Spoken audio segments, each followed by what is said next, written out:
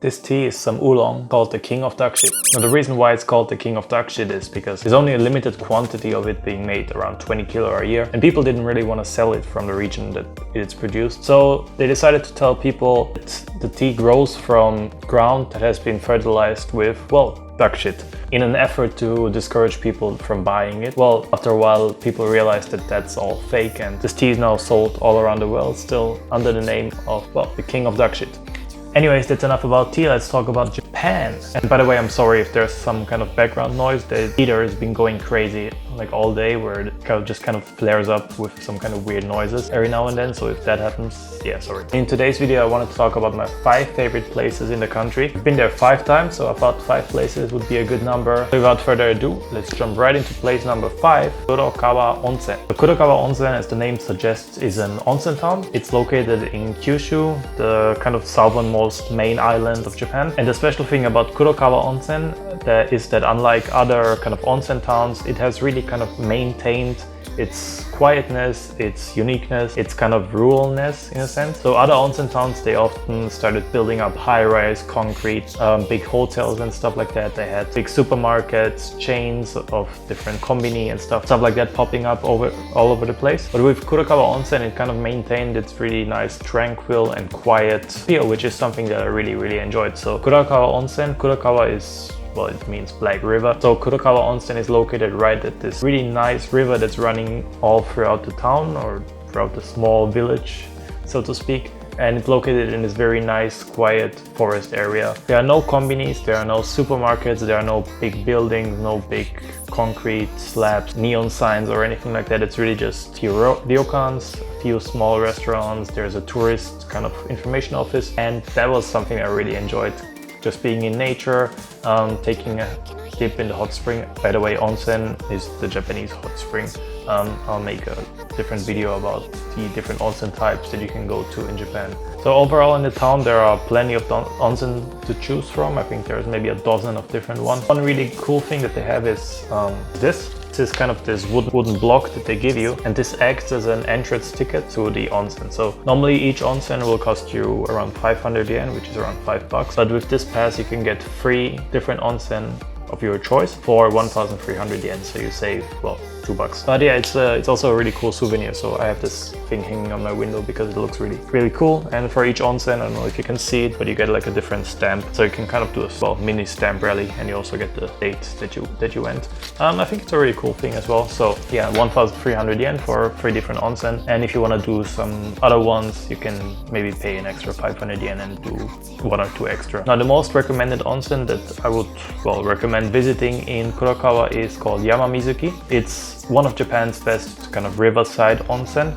It's kind of outside of the main town a bit. It's maybe 2 or 3 kilometers. You have to walk there 15 minutes or go by car if you have a rental car. And it's this really nice onsen that's even further kind of isolated, further in a tranquil place. It has this really cool outdoor pools which are right next to like this mountain river, and there are enough trees there. No, don't worry, nobody's gonna see you naked. But it's definitely my favorite onsen that I've ever been to in Japan. It's just so nice. Another cool onsen that they have in the city is called Sato no Yu Waraku, which is this really unique onsen that is built inside a cave. And yeah, it's a really cool place because you are inside a cave, so it's kind of like a sauna in a sense, but it's also an onsen, and you can kind of walk around through the cave and explore in the hot water. That was a really cool place as well. Definitely recommend this, doing one of the 3 onsen if you go to Kurokawa. Now getting to Kurokawa is a bit more complicated because it's not connected to any train line really. So the only way of getting there is either by car,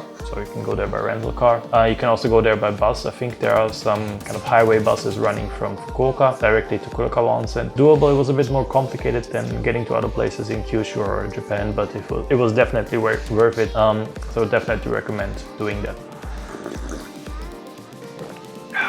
Now on to place number 4, which is a place that I couldn't even believe was really in Japan, which are the Oki Islands. So the Oki Islands, we went there last fall in November for I think 3 days. And it was this really amazing place where you had this really high cliffs with like greenery all around. You had free roaming horses and cows, and it was just a really unique place that I think comparable to kind of Galway and like the cliffs of Moher in Ireland, if you've ever been there. But it's like just this really unique place that I didn't really expect to see in Japan. So the Oki Islands, they are an archipelago, I don't know how you pronounce this word, but it's basically 365 islands. 4 of them are kind of bigger and inhabited, that are again split between 2 groups. The Dogo Island, which is kind of the main island of the Oki Islands, which also has an airport, and then the other 3 Dozen Islands.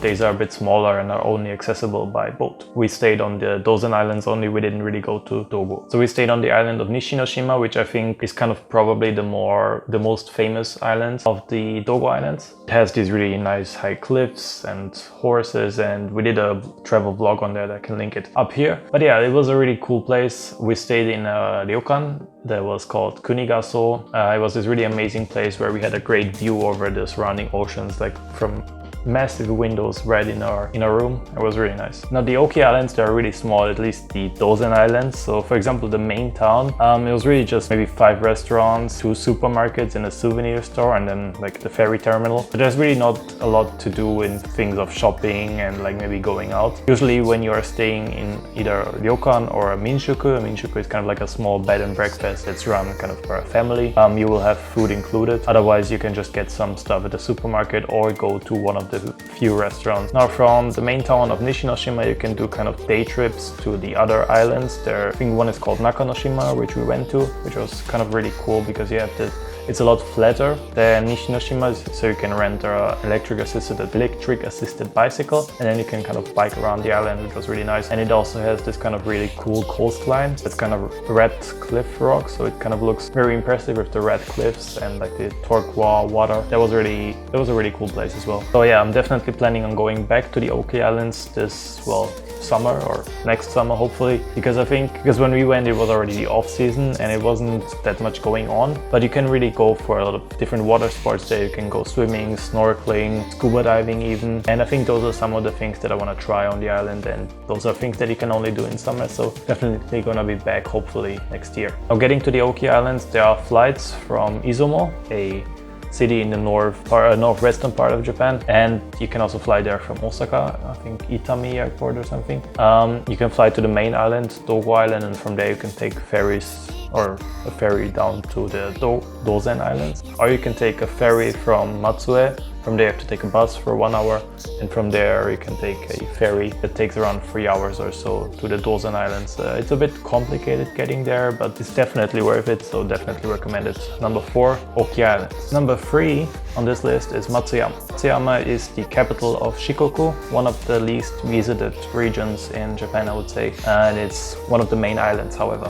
There are still some really cool attractions in the city, and it's also a good starting point for a lot of different day trips. So the 2 main attractions in Matsuyama are the Dogo Onsen. The Dogo Onsen is said to be the bathhouse that inspired the bathhouse in Spirited Away, if you have seen that movie. It is a really old style bathhouse that has a lot of different floors, and it's basically open for the public as well, so that's a really cool place to explore. However, I believe right now it's under construction. I'll put the information down below because I don't know exactly for how long it will be, but I believe it's at least until next year. So yeah, if you can postpone your trip to Matsuyama until next year, that's gonna be recommended, because one of the main attractions is really the bathhouse, and it being closed, yeah, that sucks. When you go to the bathhouse, you have a lot of different options that you can choose from. You can go for just a basic bath, which is gonna set you back I think a couple hundred yen, and then all the way to the top where you get access to like a better bath, more or less. I have to say I paid more. I went there twice, so I paid once more and I paid once like the basic price, and I like the basic bath better than the big kind of more expensive bath. So yeah, but in the more expensive price you get a lot of different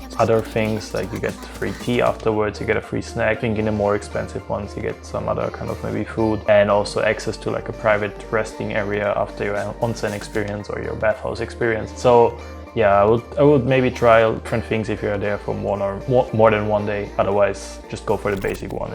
It's definitely worth it in my experience. Now the other main attractions is Matsuyama Castle. I'm a really big fan of Japanese castles, so I will spare you the very extensive explanations on all of the castles. If you want to see an explanation, it's up here or up here. I don't know which one it is every time. But yeah, I did an explanation on Japanese castles. But basically, a too long didn't watch is there are only 12 original castles in Japan left that have sustained earthquake, fires, tsunamis, typhoons, whatever. And one of them is in Matsuyama, the Matsuyama Castle, which is a relatively small castle, as in it's not very tall, but it's located on this very nice hill. They have a really great view over the city. Just from the castle grounds, which you don't have to pay to get in, especially if you climb up all the way to the castle, you have a great panoramic view all over the city and the surrounding ocean, mountains in the distance and all that stuff. Definitely recommend, and you also learn a bit about the history of Matsuyama and its connection to the castle.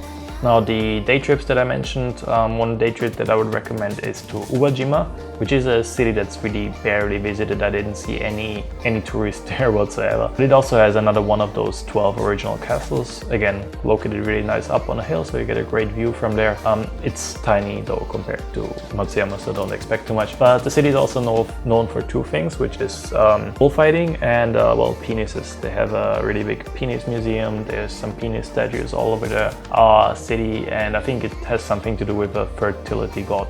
I don't know, but if you want to see some dicks, go to Uwajima. Ozo is another really nice place to visit as a day trip. It's this kind of quaint, kind of Kyoto Edo style town that also has a castle that's however a reconstruction, and I don't recognize reconstructions as castles because I'm a castle snob. That's another place. The city however is pretty nice, so definitely recommend it as well.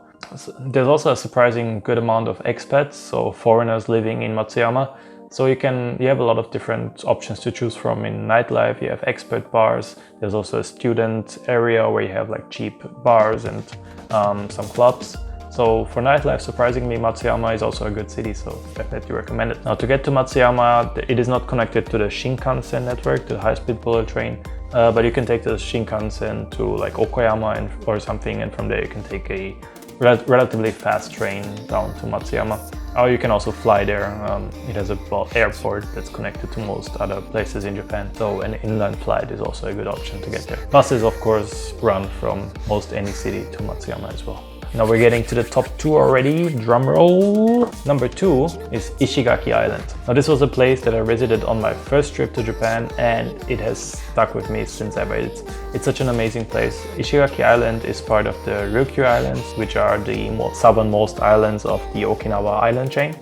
In fact, Ishigaki is actually closer to Taiwan than it is to mainland Japan. So that, as it is geographically located close to Taiwan, it means that the climate is very mild, it's very temperate. Usually night highs of like 30 degrees and day heights of maybe 32, 33 in summer. And in winter it still doesn't dip below 20, 23, 24. So, but yeah, the main season is definitely kind of between May and October. There's also the main season where you can still go swimming without, well, freezing. And one of the main reasons why I loved my stay on Ishigaki Island was the place that I stayed at. It was called Shiro's friend's house, and it was run by this really cool guy named Hiro. And he was just the most amazing owner that I've ever met of any hostel or any hotel or any kind of accommodation whatsoever. He just interacted with his guests. He made sure that everybody had a good time. He always had some kind of different events going on, whether it be a barbecue, whether it be like stargazing, whether it be some local musicians coming over and playing. And it was just a really amazing place with the most amazing atmosphere that I've ever seen in a hostel or in any kind of accommodation. So not sponsored or anything, but I'll put the link to his guest house down below if you ever stayed in Ishigaki. Definitely go to Shiro's friend's house because it's the most amazing place. Now on Ishigaki Island there are plenty of things to do and see. The main attractions are obviously the beaches. It's Okinawa, so you have a lot of different options on beaches that you can go to. You can go swimming, you can go snorkeling, there's some pretty good scuba diving spots as well. So I don't know why, but my phone just decided to stop recording audio, so I'm doing a voiceover for this part. So basically I was just saying, apart from beaches, Ishigaki Island also has a normal city, well, the capital city of the island, where you can find the usual stuff that you would find in Japan. You have a different combini, you have different restaurants, you also have like a market where you can buy some fresh stuff and also some souvenirs. But the main city also acts as a ferry terminal, so you can do a lot of different day trips to surrounding islands. I went to Kuroshima, which is this really flat island. I mean, there's really not anything there. It was really interesting just seeing this completely flat island with a few small villagers around. You can bike around, it's really tiny. The most famous island that I didn't go to actually, but it's Iriomote Island, which is home to the Iriomote wildcat, which is a cat that's, I think, less than 100 exist in the wild. And it's only on that island. You probably won't see it. I think people who live on their island their entire life won't see it, but it's a really cool kind of natural place that's supposed to be named as a UNESCO, I think, nature or World Heritage. But people are actually against that because then more tourists would come. So if you want to go there and see it unspoiled, I would go soon. And yeah, getting to Ishigaki, there are flights from a couple of cities in Japan. I think from Tokyo, from Osaka, from Fukuoka, and I think also from Naha, obviously Okinawa. I did it from Osaka. I paid, I think, $150 for a round trip ticket. Takes around 2 hours. I think that was really worth it. I think they had some ferry service, but they stopped doing that. There are some ferries from Taiwan, however. Now on the island, I would really recommend getting a rental car if you can. There is some public transportation, there are buses, and I use them to get around, but it's just much easier with a rental car. And the streets are almost empty because the island does not have a lot of people, and most people are concentrated in like the central town. All of the streets on the island are very well maintained, but almost empty. And now to the moment you've all been waiting for. It's time for my number one place to visit in Japan. So, what is it? So far we have had an onsen town, we've had a major city, we've had some islands, we've had some tropical islands. And what would be the number one place? Well, of course, it's a big city and it's the biggest of them all, Tokyo. This choice might seem a bit boring because, well, everybody goes to Tokyo, obviously, it's where everybody flies in. But for me personally, Tokyo is just the best place to visit in Japan. If you have a whole month of travel in Japan and you only stay in Tokyo, you could do something new every day and you wouldn't get bored. Something that I've actually done, and I just loved it, and I could have stayed there for, well, a couple of months more and still not have seen everything. Tokyo is just this massive city that has something for everybody. Whether you like food, whether you like nature, whether you like anime, whether you like sports, whether you like anything, you can find it in Tokyo. It's also the reason why I've decided to move to Tokyo next month, because it's just such an amazing city that has so much to offer for everybody. So if you are going to Japan and you are thinking, well, maybe I'm gonna spend 3 or 4 days in Tokyo, I'm gonna go on to Kyoto, Osaka or something, I would maybe, well, you can certainly do that, but if you're maybe tight on budget and you don't want to travel that far and you don't want to spend that much money on like a rail pass or something, you could easily stay a whole week or even more, 10 days, 2 weeks even, just in Tokyo, and try to maybe see a bit more off the beaten path spots. I'll make a video on some of my favorite off the beaten path spots in Tokyo, also maybe some of my favorite day trips, some of my favorite attractions that are kind of flying under the radar that not a lot of people see. Because the city is really massive. I cannot even really comprehend the scale myself, because it's 35 million people in such a massive area that has everything from mountains to the ocean, even tropical islands. I mean, those are technically not Tokyo area, but they belong to Tokyo, so you could even fly to tropical islands for 3 hours and be still in Tokyo. So that's just the real massive scale of Tokyo. So yeah, Tokyo is obviously my number one. Obviously getting there is not too difficult because almost everybody will fly into Tokyo if you are going to Japan. If you are in Tokyo, I would recommend getting a Suica, or a Pasmo, which is the IC card that you tap. You can also use the metro gets you to really most places that you need to go to, and it's a one-day pass.